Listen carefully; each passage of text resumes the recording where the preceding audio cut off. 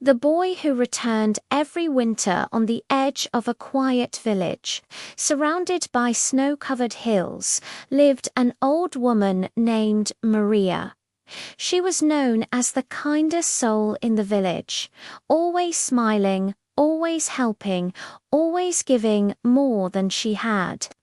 But there was one thing no one ever understood about her every winter. Without fail, she would place a small wooden chair outside her house and wait. Children in the village would ask, "Grandma Maria, who are you waiting for?" She would smile softly and say, "For someone who promised to return."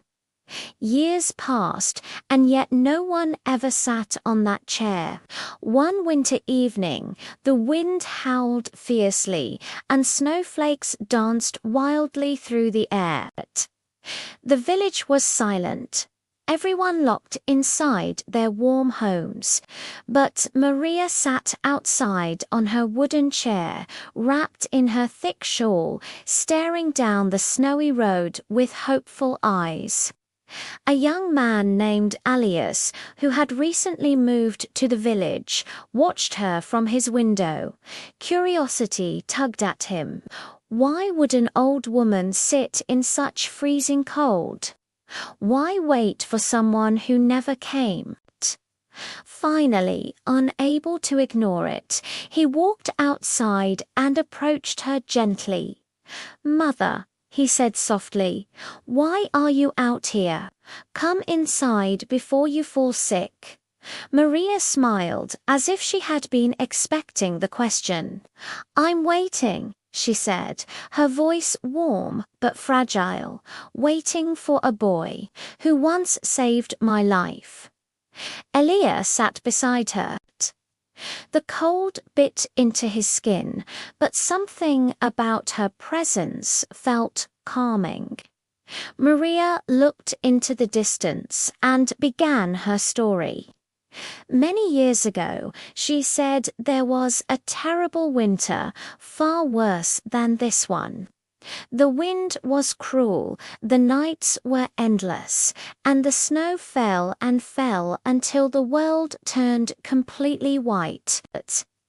I lived alone even back then, and one evening I fainted outside my house. No one saw me, no one heard me. I thought, that was the end.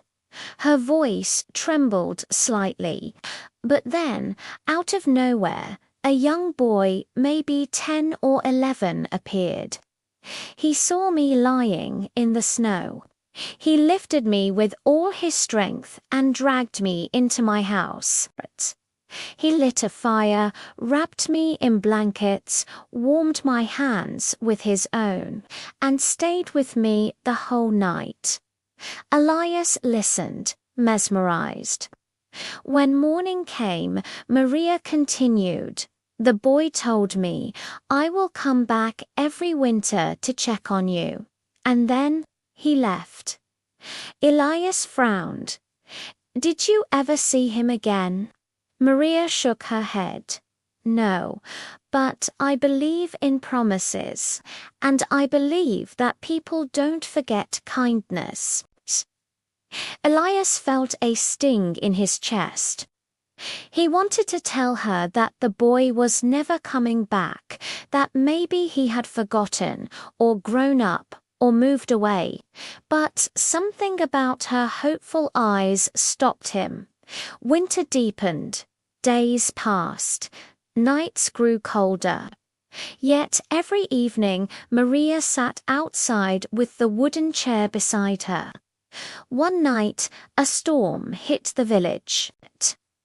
The wind roared, snow fell so heavily that even the strongest trees bent under its weight. Elias hurried outside to bring Maria in, but instead he found her lying gently against the wooden chair, her eyes closed, her face peaceful. "Maria," he cried, rushing to her, but she didn't move.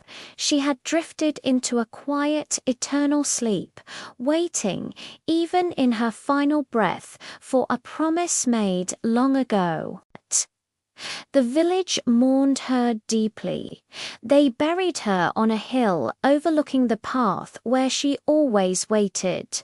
People placed flowers, others prayed, and Elias stood silently, feeling an ache in his heart he couldn't explain.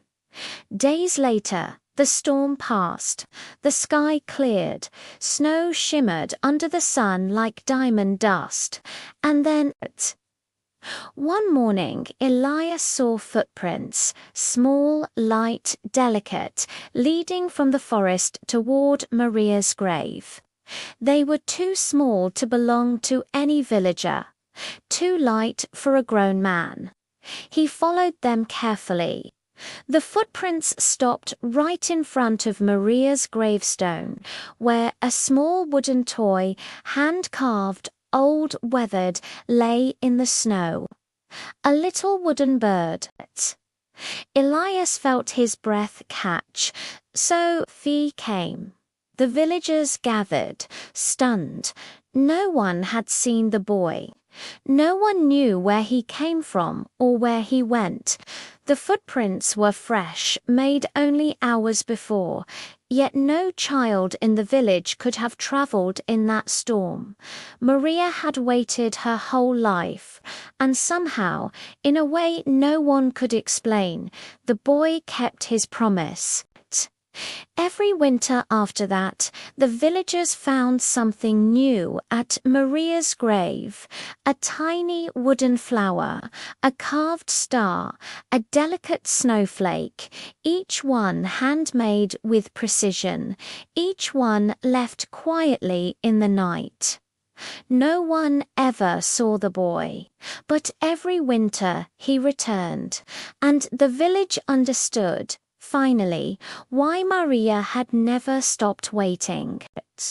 Some bonds are not made by blood, nor by time, but by simple acts of kindness that echo through entire lifetimes.